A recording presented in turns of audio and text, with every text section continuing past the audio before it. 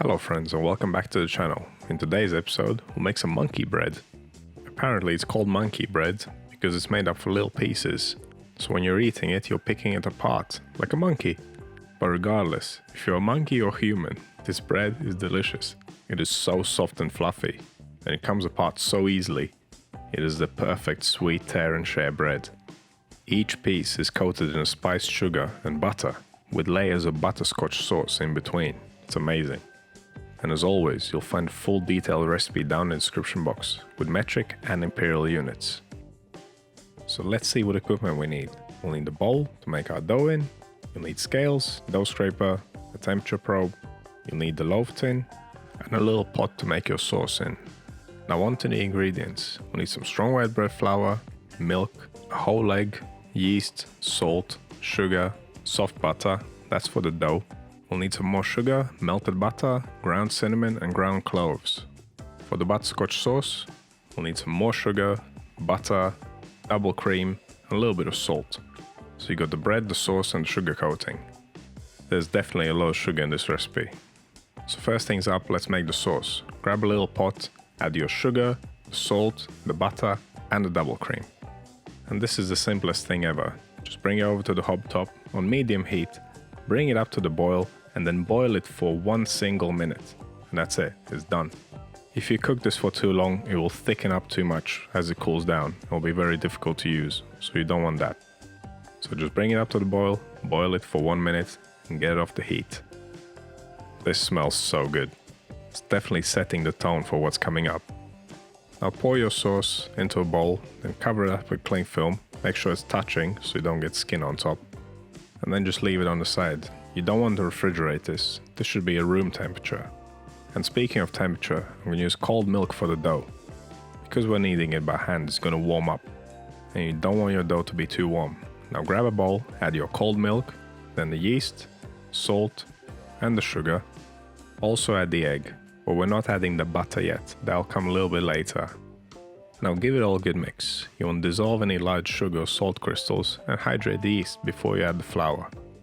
Once you're happy with that, add the flour, get your scraper, start mixing it to a dough. You want to mix it until it's one cohesive piece before tipping it out on your table to avoid making mess. Now let's start kneading. This dough is not too sticky, so I'm going to use my regular kneading method. What I like to do is press down and forwards with the heel of my right hand, then using the fingers of my left hand I fold the piece of dough under the heel of my right hand, and then turn and repeat. Once you've done this a few times, it will become second nature. The motion will be fluent. You want to keep kneading dough like this for 3 minutes. We want to get some gluten going before we add the butter. Now spread your dough out and slap the butter on it.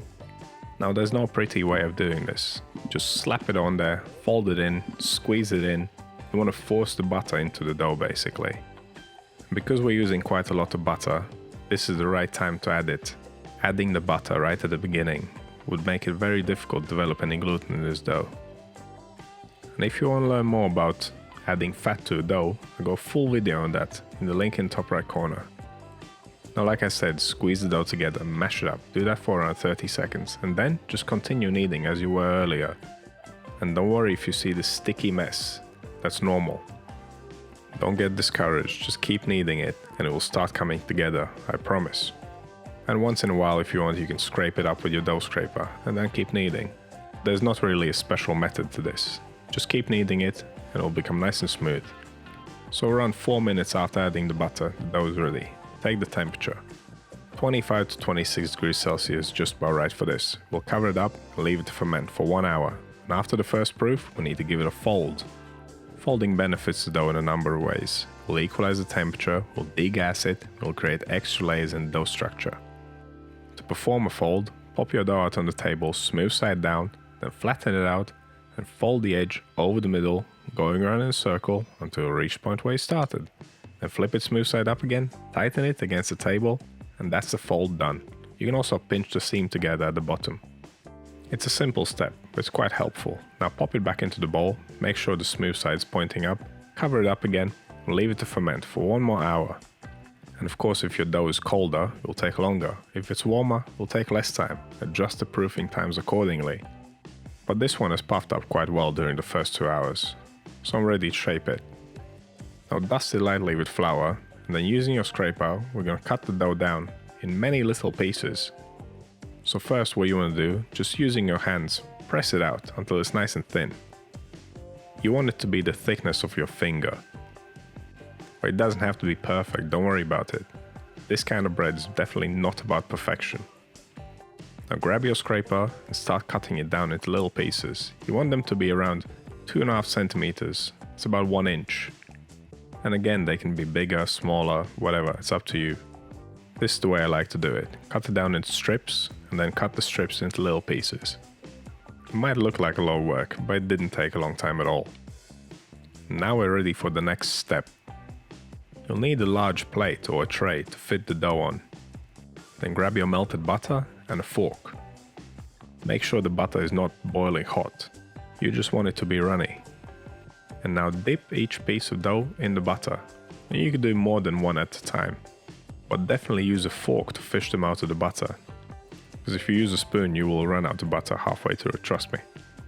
Once you coated all your dough pieces in butter, we can continue on with the next step. Get the remaining sugar and mix it with the ground clove and the cinnamon.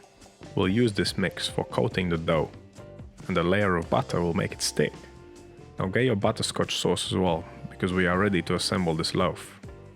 And I would suggest placing a little bit of non-stick paper in the bottom of your loaf tin, just to prevent the dough from sticking. Now next step, you could do it the easy way, just sprinkle the sugar all over the dough pieces and just kind of mix them up. But I think that will result in a lot of lumps and be a bit messy. So I would suggest coating them one by one. It'll take a bit more time, but a bit nicer at the end. So first, dollop a couple of spoonfuls of your sauce in the bottom of the tin, then coat your dough balls and just lay them in there. And keep adding more sauce between the layers. But you want a little bit left over, so you can use that to brush the loaf when it comes out of the oven.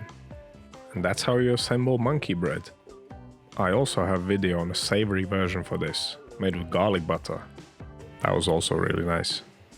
Now leave it to ferment for an hour and a half. Don't worry about covering it. This will definitely not dry out. And during the final hour of fermentation, preheat your oven 160 degrees Celsius with a fan on, which is 320 Fahrenheit. Now pop this monkey in the oven. It will take around 50 minutes. And it should rise up considerably, as you can see. Now if you're not sure if it's done or not, stick a probe in it. If it reads more than 94 degrees Celsius, which is 200 Fahrenheit, it's done. And that goes for any bread. Now take the remaining butterscotch sauce and just gently brush the bottom of the bread. But don't use up all of it, because the rest will be used to brush the sides of the loaf. You want to let it set in the tin for around 10 minutes before removing it. Otherwise it just might fall to pieces. Now grab a tray or a plate, place it on the bottom of the loaf and then flip it upside down. And with any luck the tin's gonna come off easily. Which it did, obviously, because we used some non-stick paper. All you want to do now is just take the rest of the sauce and brush it on the sides and on the top of the loaf. And that's how I make monkey bread. If you have any questions or suggestions, as always, drop them down in the comments. And don't forget to subscribe if you haven't already. My channel is full of awesome recipes. And not only that, I also teach bread baking principles, which is far more valuable than recipes. So sign up for your one-stop bread baking shop.